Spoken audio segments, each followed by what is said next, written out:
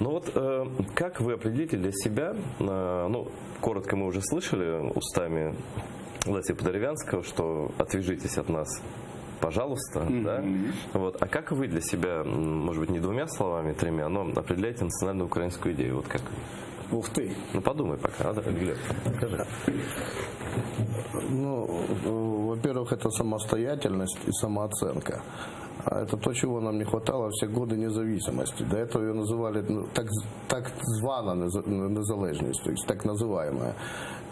И невозможно никакой независимости без независимости внутренней.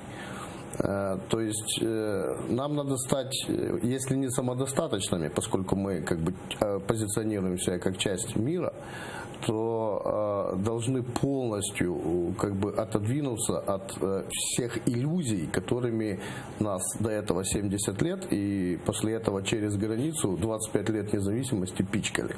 То есть действительно нам, если здесь звучит, что отстаньте от нас совсем, да, это обращенное вовне, то у нас должно быть обращенное вовнутрь. Мы должны от всего этого как бы отойти окончательно и увидеть себя такими, как есть, со всеми трудностями, со всеми недостатками и так далее. И тогда это путь к полной свободе, во-первых, и человеческой, и как государства, и путь к осознанию того, что назад дороги быть не должно.